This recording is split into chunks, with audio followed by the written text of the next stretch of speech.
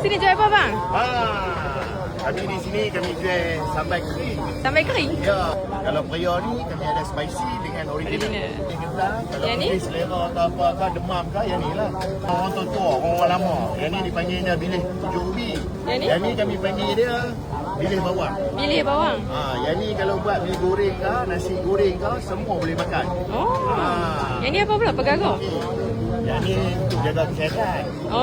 Ulaman. Yang ni internationality. Nama dia bilih tempe. Kalau kurang darah ke apa masalah kesihatan, yang ni penawar dia. Bayam merah. Oh, bayam merah. Yang ni? Yang ni bayam biasa.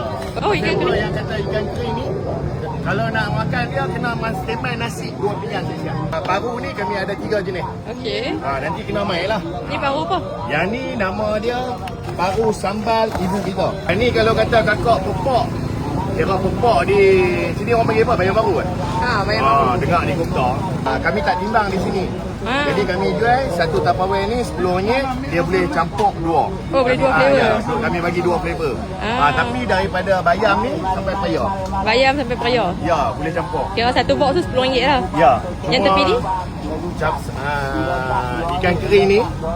Ikan kering ni paru bawang RM10, cuma paru sambal saja RM15. Yang periuk?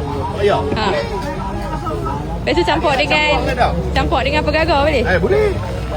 Okey. Ya. Jadi kalau dia campur dia tak kelih ni. Tak kelih ya? Dia tak kelih, dia dengar cakap ni. Duduk elok lah. Alright. Yang mana yang kelih? Yang kelih tu baru ya. Cita-cita nak jadi peniaga jujur. Kena selera baru beli. Oh, ni ikan masih? Periuk. Ni periuk. Kami di sini ada 2. Kami ada spicy dengan original. Okey, bayam crispy satu. Okey. Lagi minta jasa adik-adik tolong tak nak nasi bagi lebih sikit kan? Oh, nasi kena extra lah. Okey.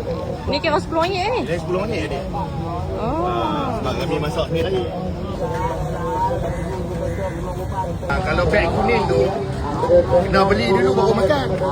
Betul tak? Tapi yang kami dengan kami ni makan dulu baru beli. Kena selera baru beli. Abang asal mana ni bang? Saya suka Penang. Dalam Pasar Malang Pulau Pinang ni setiap hari. Oh, masuk mana lagi?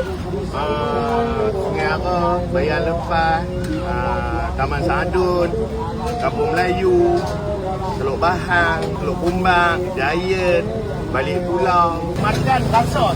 Adik nak yang